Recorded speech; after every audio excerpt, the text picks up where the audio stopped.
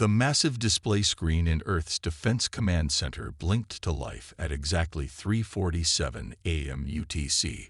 James Anderson stood motionless, his weathered hands gripping the steel railing as he stared at the unprecedented readings appearing before him. After 30 years of scanning the stars for signs of life, they had finally found something. Or rather, something had found them.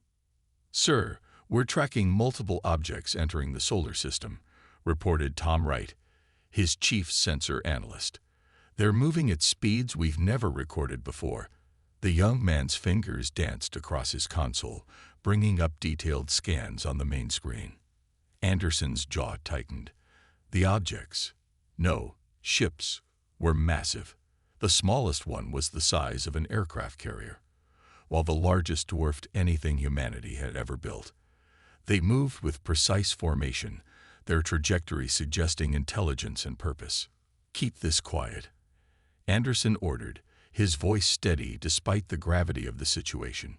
"Switch to silent running on all our orbital platforms. I want to see what they do before we show our hand." The next few hours passed in tense silence. The alien fleet spread out across the solar system's outer edge, methodically deploying what appeared to be scanning equipment. Their technology was advanced, but thanks to humanity's secret preparations over the past decades, Earth's true defensive capabilities remained hidden from their probes. "Sir," called out Mary Wilson from her station, "they're launching smaller vessels. Scouts, by the look of their movement patterns." She paused, checking her readings again. "They're heading toward Mars." Anderson nodded, watching as the scout ships conducted their survey. Earth's hidden observation posts on Mars transmitted detailed images of the alien vessels, sleek, dark craft with strange geometric patterns etched into their hulls. They moved with an almost arrogant confidence, clearly not expecting any resistance. The command center's eye assistant, simply named Control, provided a constant stream of analysis. Their technology appears to be based on conventional physics principles, though highly advanced. No signs of the unique energy signatures we've developed. This was crucial information. Earth's greatest advantage lay in its discovery of principles that went beyond conventional physics, a secret kept from even its own population. Only a select few knew that humanity had quietly leapfrogged past several technological stages that these aliens seemed to consider advanced.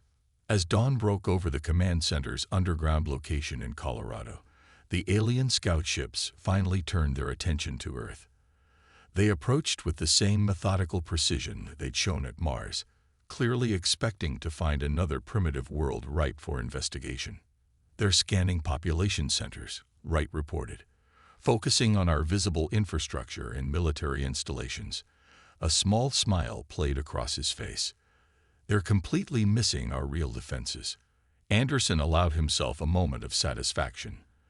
The planetary defense grid, hidden beneath a carefully maintained facade of 21st century technology, remained undetected. The thousands of advanced satellites disguised as space debris continued their silent watch, and the automated defense platforms buried deep within Earth's crust stayed dormant. "Message from the President, sir," Wilson announced. "They're calling an emergency meeting of the Defense Council." Anderson straightened his uniform. "Tell them I'm on my way." "Right, you have command. Remember, we stay silent and invisible until ordered otherwise. Let them think we're just another primitive world that hasn't achieved full spaceflight yet." As he headed for the elevator, Anderson glanced one last time at the main display. The alien fleet hung in space like a sword over humanity's head, or so they thought. Little did they know that they weren't the hunters they believed themselves to be. In the coming days, the Galactic Empire would learn a harsh lesson about judging a civilization by its apparent level of technology. Humanity had spent decades preparing for this moment, and they had no intention of becoming another conquest in the Empire's expansion. The first contact had been made. Now it was just a matter of time before the Empire made its move, and Earth would have to decide how to respond. As Anderson stepped into the elevator, he couldn't help but smile slightly. The Empire had no idea what they were about to step into. The real question wasn't whether Earth could defend itself. It was how to do so while teaching the Empire a lesson they would never forget. 3 days after first contact, the Empire made its move. Their message arrived on every electronic device on Earth simultaneously, overriding all security protocols with disturbing ease. Anderson watched from the Defense Council chamber as the holographic figure of the Imperial Ambassador materialized in the center of the room. The ambassador stood nearly 8 feet tall, humanoid but clearly alien, wearing what appeared to be ceremonial armor that shifted colors like oil on water. "People of Earth," it spoke in perfect English, "I am Ambassador Trell of the Galactic Empire. We bring you an opportunity for advancement and civilization." President Williams, seated at the head of the council table, maintained a carefully neutral expression. Around him sat the leaders of Earth's major nations, all connected through secure channels, all watching the same performance play out in their own chambers. "Your world has been classified as Resource Category A. Development Level 3, the ambassador continued. "The Empire extends its protection and guidance to worlds such as yours. You will be permitted to maintain local governance under Imperial oversight. Resistance is not advised. The Empire's might spans 10,000 worlds." Anderson exchanged glances with General Roberts, his Russian counterpart. They had both seen the classified reports. The Empire's scanning ships had detected Earth's vast mineral resources, but had completely missed the advanced energy matrices threading through the planet's crust. "We require your answer within 1 planetary rotation," the ambassador declared. "Choose wisely. The Empire's patience is not infinite." The hologram flickered out, leaving the room in tense silence. "They're lying." Dr. Emma Parker, head of Synanthropology, spoke up first. "I've analyzed their message. They don't protect worlds. They strip them. Look at these data patterns we intercepted from their ships." She projected a series of images showing dozens of worlds, each one progressively more industrialized and depleted. "The Empire follows a standard pattern," Anderson added, standing to address the council. "They find resource-rich worlds, offer protection, then slowly extract everything of value while keeping the native population dependent on Imperial technology. They've done this thousands of times." President Williams leaned forward. "And what happens to worlds that refuse?" The answer came from Admiral Chen's hologram from Beijing. "According to the transmissions we've intercepted, they make an example of them. Usually a single strike at a military installation to demonstrate their power. After that, most worlds surrender."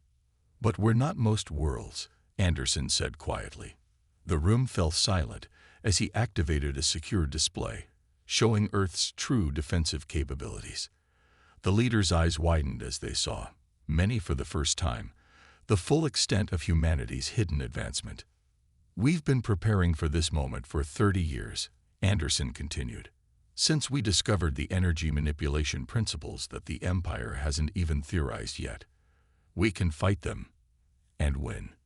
The question," President Williams interjected, "is whether we should reveal our strength immediately or let them make the first mistake."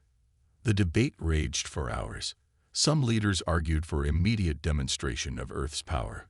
Others, including Anderson, advocated for a more subtle approach, letting the Empire walk into a trap of their own making. Finally, they'd reached a decision. Earth would play along for now. They would send a carefully worded response to the Empire, appearing appropriately awed and frightened, but not quite submissive enough to avoid provoking a demonstration of Imperial power. "When they strike," Anderson explained the strategy, "they'll hit what they think is our strongest military installation. We'll let them. And when they do," he smiled grimly, "they'll learn that humanity isn't as primitive as they thought." As the council dispersed, Anderson returned to Defense Command. The Empire's fleet still hung in space, their ships arranged in an intimidating display of power. They had no idea they were actually surrounded by Earth's hidden defenses, waiting in silent readiness. The next 24 hours would change the balance of power in the galaxy forever. Humanity just had to play its part perfectly. As Anderson watched the Imperial ships on his display, he couldn't help but think how surprised they would be when they discovered that their intended prey was actually the hunter. The Empire's demand had been made. Now Earth would spring its trap. The underground facility, deep beneath the Rocky Mountains, held humanity's greatest secret. Anderson stood in the central chamber, surrounded by the soft blue glow of the energy matrices that had changed Earth's destiny forever. He thought back to that fateful day in 2040 when everything changed. "You're thinking about Discovery Day again, aren't you?" Dr. Helen Roberts asked, joining him at the observation window. Her gray hair was pulled back in a neat bun, her eyes still sharp despite her advanced age. She had been there when it all began. "Hard not to, given our visitors up there," Anderson replied, gesturing toward the ceiling. "Sometimes I wonder how different things would be if your team hadn't made the breakthrough." The memory played out in his mind. It had started as a failed experiment in quantum computing.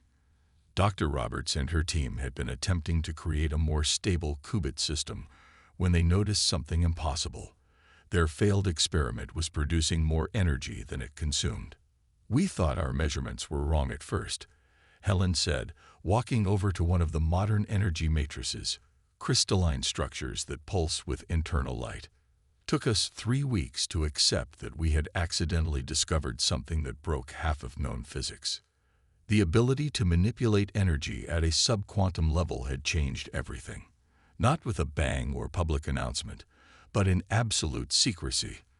The world's governments had made perhaps their wisest decision ever, keeping the discovery hidden while they developed its potential. "Control, show me current planetary defense status," Anderson commanded. The AI complied, projecting a holographic display of Earth. Thousands of points of light represented their hidden defenses, satellites disguised as debris, underground energy projectors, atmospheric manipulation systems. "All systems are operating at optimal efficiency," Control reported. "The Imperial scans continue to miss our true capabilities. Their sensors are based on conventional physics principles and cannot detect our energy matrices." Helen walked around the hologram, studying the Imperial fleet's position. "They think they're looking at a primitive Type 0 civilization. All they can see are our decoy satellites, fossil fuel power plants, and conventional military bases." "Speaking of which," Anderson said, "how are the power readings from the decoy facilities?" "Perfect," Helen smiled.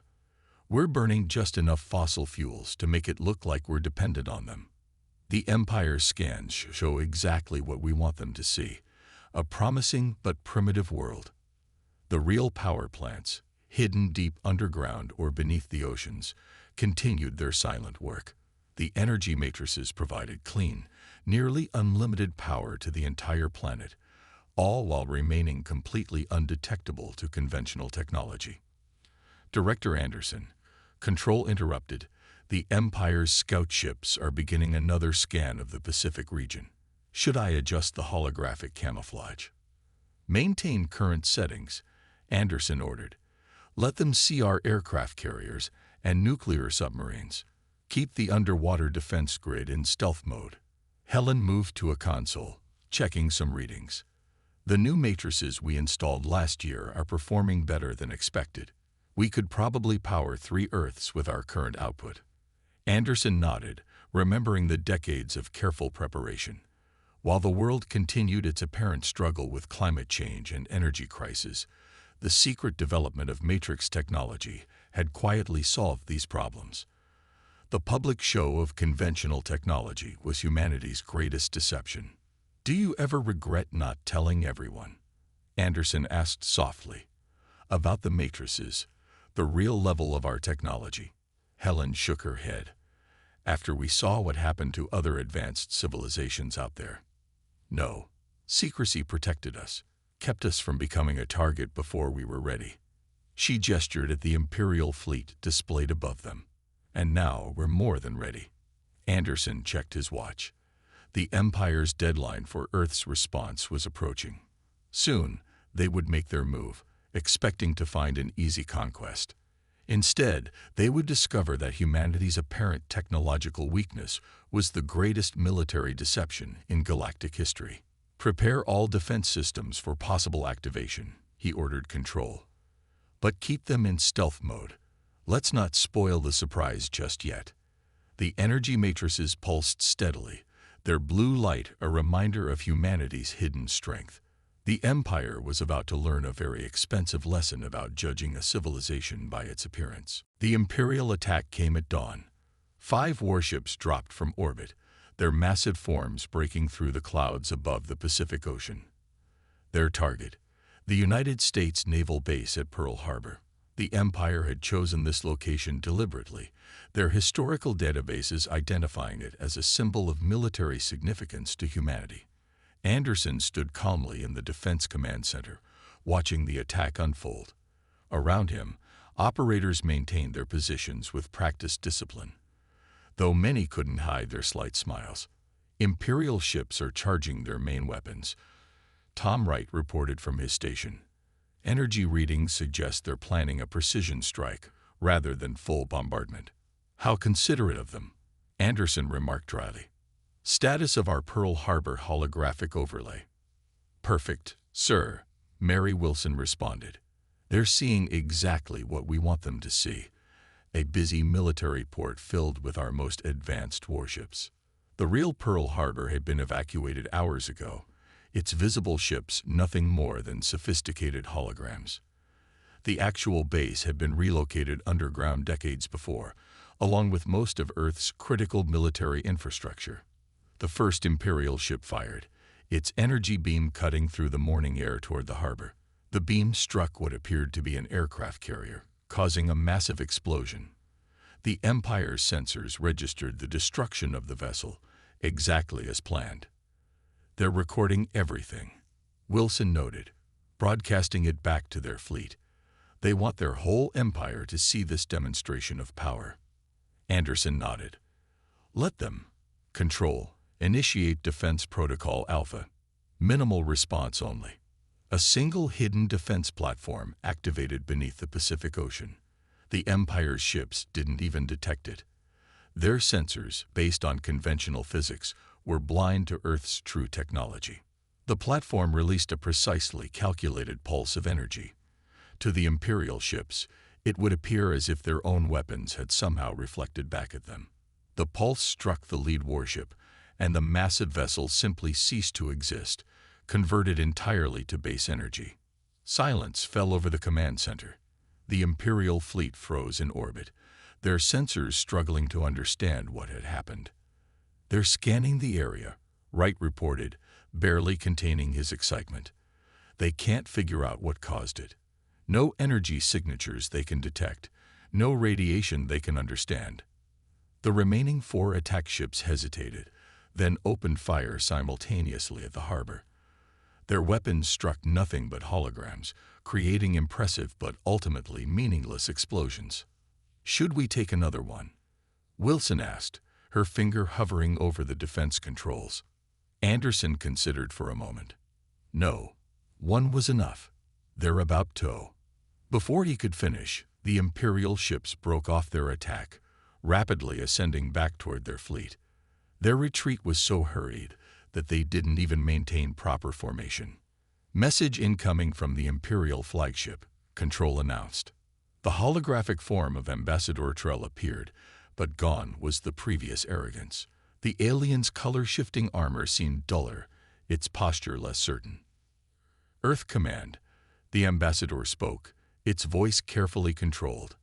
We appear to have encountered an unexpected anomaly. We request clarification of what just occurred. Anderson stepped forward. Ambassador, you just witnessed what happens when you attack Earth.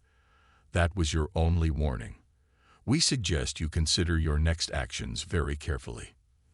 The ambassador's image flickered as it processed this. You claim responsibility for the destruction of our warship. Impossible. Our scans show no weapons capable of. Your scans, Anderson interrupted, show what we want them to show. Nothing more. Nothing less. He let that sink in before continuing. You have 1 hour to withdraw your fleet from our solar system. If you don't, we'll demonstrate our capabilities on a larger scale." The hologram vanished without another word. On the main display, the Imperial fleet burst into frantic activity. "They're running new scans," Wright reported. "More detailed this time. Still can't detect our real technology." Anderson watched as the Empire's mighty fleet faced something they had never encountered before, a civilization that had completely outmaneuvered them from the start. "Send word to all defense stations," he ordered. "Be ready for anything." The Empire just learned they're not the most advanced civilization in this sector, and wounded pride can lead to desperate actions. The next hour would determine whether the Empire would accept its mistake or make an even bigger one. The Imperial fleet remained in position as their 1 hour deadline approached. Anderson had expected this. Pride made retreat difficult, especially for an empire that had never faced a superior force. "Incoming transmission from the Imperial command ship," Control announced. "They're requesting a direct meeting." Anderson exchanged glances with President Williams, who had joined him in the command center. The president nodded. "Accept the transmission, full holographic projection." The air shimmered as 3 Imperial figures materialized in the center of the room. Ambassador Trell was accompanied by 2 military commanders, their armor more functional than ceremonial. "We have reviewed the incident at your naval base," one of the commanders spoke, his translator conveying barely contained fury. "We do not appreciate being deceived about your technological capabilities." Anderson stepped forward. "And we don't appreciate attempts to subjugate our world. Since we're being honest now, allow us to show you exactly what you're dealing with." He nodded to Dr. Roberts, who activated a sequence on her console. The holographic display expanded, showing the true extent of Earth's defensive network. Thousands of energy matrices lit up, their power readings now deliberately visible to Imperial sensors. The second commander physically stepped back. "Impossible. These readings, they violate fundamental laws of physics." "Your fundamental laws," Dr. Roberts corrected. "We discovered something different decades ago. Something you haven't found yet." Anderson continued. "The ship we destroyed, that was using less than 1% of our capability. We could have eliminated your entire attack force, but we chose to send a message instead." The Imperial representatives stood in stunned silence as more data streamed across their visual feeds. Earth's true power generation capacity, the extent of their hidden technology, the defensive systems that could reduce entire fleets to their component atoms. "Why maintain the deception?" Ambassador Trell finally asked. "Why appear primitive?" "Because we've been watching," Anderson replied. "We've seen what your empire does to advanced civilizations that might challenge your dominance. So we waited, developed our technology in secret, and prepared for the day you would eventually find us." President Williams stepped forward. "This is humanity's one and only warning. Leave our solar system. Tell your empire that Earth is not a target for conquest.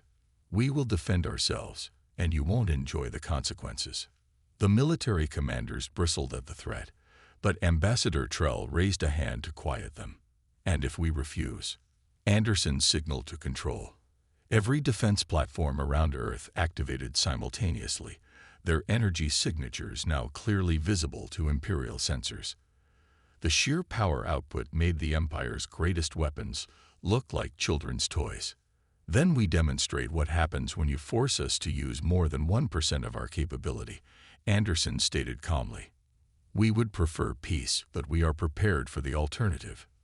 The Imperial representatives huddled together, speaking rapidly in their native language. Their sensors continued to analyze Earth's defenses, each new reading apparently more alarming than the last. Finally, Ambassador Trell turned back to face them. "We will convey your message to the Imperial Council. But know this, the Empire has never retreated before. This changes everything." "That's exactly what we intended," President Williams replied. "You can be the ambassador who prevented a disastrous war, or you can be remembered as the one who led your fleet to destruction. Choose wisely." The holographic figures flickered out. On the main display, the Imperial fleet began to show signs of movement. "They're powering up their engines," Wilson reported. "Looks like they're preparing to leave." Anderson watched as the mighty Empire, faced with superior technology and the prospect of actual resistance, chose the prudent path. But he knew this wasn't over. "Begin transmitting our warning message on all frequencies," he ordered. "Make sure every world in their empire knows that Earth is not what they thought it was, and that we stand ready to defend not just ourselves, but any world that needs protection from Imperial aggression." The Empire had come expecting to find prey. Instead, they had awakened a sleeping giant. Now the galaxy would have to adjust to a new balance of power. The Grand Imperial Council chamber had never been so chaotic. Located in the heart of the Empire's capital world, the vast circular room echoed with heated arguments as the highest-ranking members of the Empire faced their first major crisis in centuries. High Commander Marcus, his ceremonial armor now showing signs of stress damage, stood before the council. "The data is conclusive. Earth's technology exceeds our understanding. Their power generation alone surpasses our entire empire's combined output." "Impossible," shouted Council Member Drake, slamming his fist on the ornate table. "No single world could have developed such capabilities without our knowledge. They must be bluffing." Ambassador Trell stepped forward, still shaken from his encounter on Earth. "I witnessed their power firstly. They destroyed one of our most advanced warships as easily as we might swat an insect. And that, they claim, was merely a fraction of their capability." The chamber erupted in overlapping voices. Some called for immediate full-scale war, others for diplomatic solutions. A few even suggested pretending they had never discovered Earth at all. Silence. The Emperor's voice cut through the chaos. Ancient even by Imperial standards, Emperor Voss rarely spoke at council meetings. When he did, everyone listened. "Show me the human's warning message again," he commanded. The holographic display activated in the center of the chamber, showing Anderson's recorded message to the Empire. The human's calm confidence as he detailed Earth's capabilities sent fresh waves of unease through the council. "In all our history," the Emperor spoke slowly, "we have never encountered a civilization that successfully hid its true nature from us, never faced technology we couldn't understand, never retreated." He paused, looking at each council member. "Perhaps it's time we learned how." High Admiral Thex, commander of the Empire's largest fleet, stepped forward. "My Emperor, give me command of all available forces. We can overwhelm them with sheer numbers. And lose how many ships before we realize that numbers mean nothing against their technology?" The Emperor interrupted. "No, we must think differently." A younger council member, Ren, spoke up. "The humans mentioned protecting other worlds from us. They could disrupt our entire system of expansion and resource acquisition." "They already have," Ambassador Trell noted. "Our warning beacons near developing worlds are being destroyed. 3 of our resource extraction fleets have retreated after detecting Earth's energy signatures near their targets." The Emperor stood, his ancient frame supported by technology that suddenly seemed primitive compared to Earth's capabilities. "We face a choice: continue our ways and risk destruction, or adapt to a universe where we are no longer the supreme power." High Commander Marcus cleared his throat. "There might be another option." The humans demonstrated remarkable restraint. They could have destroyed our entire fleet, but chose to warn us instead. Perhaps we could learn from them. The suggestion would have been unthinkable days ago. Now, facing the reality of Earth's power, even the most hawkish council members considered it. "What do you propose?" the Emperor asked. "Diplomatic contact. Real contact, not conquest disguised as diplomacy. If their technology is so advanced, imagine what we could gain through genuine cooperation rather than conflict." The chamber fell silent as the implications sank in. Centuries of imperial doctrine hung in the balance. Finally, the Emperor spoke again. "Ambassador Trell, you will return to Earth, not to demand or threaten, but to truly negotiate. The Empire must change, or it will not survive. And if they refuse, someone asked, then we pray they remain as merciful as they have been so far. The Emperor replied grimly. Dismissed. As the council members filed out, many still arguing in hushed tones, the Emperor remained seated, staring at the frozen image of Anderson delivering Earth's warning. The Empire had ruled the galaxy through force and fear for a millennium. Now, in the span of a few days, a single planet had changed everything. The Empire would either adapt or face extinction. In the corridors outside, the debate continued. Warhawks plotted in corners while peace advocates gathered supporters. The Empire stood at a crossroads, and its next decision would reshape the galaxy. 6 months after the Empire's failed attempt to subjugate Earth, Anderson stood aboard the newly commissioned Earth defense ship Unity, watching as representatives from 30 different worlds gathered in its main conference chamber. Quite a change from where we were half a year ago, President Williams commented, joining him at the observation window. From hiding our technology to openly hosting a galactic conference, the chamber below was a testament to humanity's new role in the galaxy. Imperial diplomats sat alongside representatives from worlds they had once planned to conquer.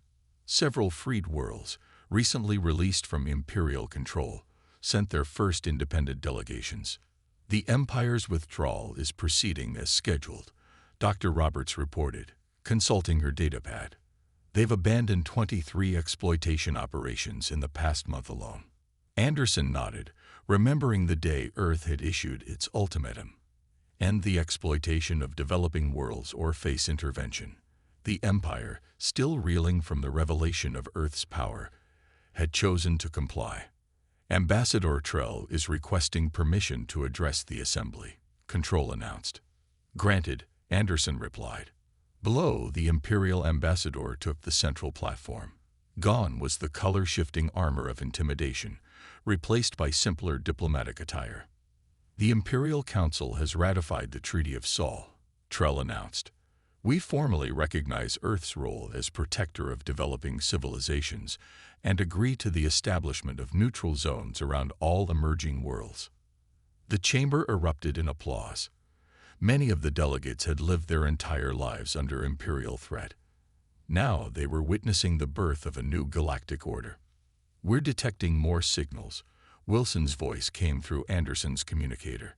3 more civilizations have revealed themselves. They were hiding like we were, afraid of the Empire. This had been happening more frequently. Advanced worlds emerging from self-imposed isolation, reaching out to Earth as a potential ally. Humanity's stand against the Empire had given others the courage to show their true capabilities. The galaxy was never as simple as the Empire believed, Dr. Roberts observed. They just never imagined anyone could hide their true nature so effectively. Below, the conference continued. Trade agreements were being formed, cultural exchanges planned, and defensive alliances established. Earth had become not just a military power, but a diplomatic one. Message from the Deep Space Array, Control reported. 2 more Imperial resource fleets have changed course, moving away from protected worlds.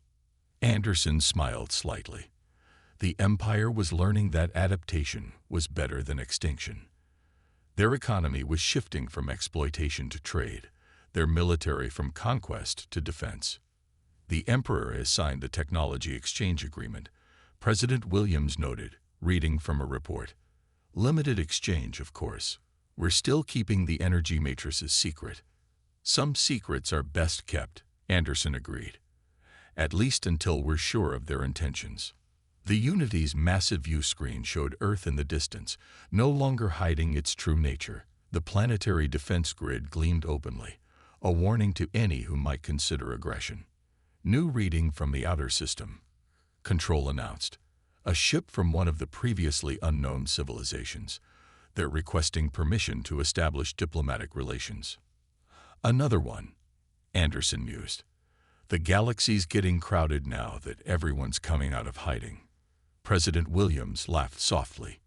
Remember when we thought we were alone in the universe?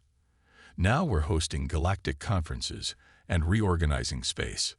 Below, the delegates were signing the final protocols. The new Galactic Charter established Earth as a guarantor of independence for developing worlds, while setting limits on imperial expansion. It's a new era, Dr. Roberts said.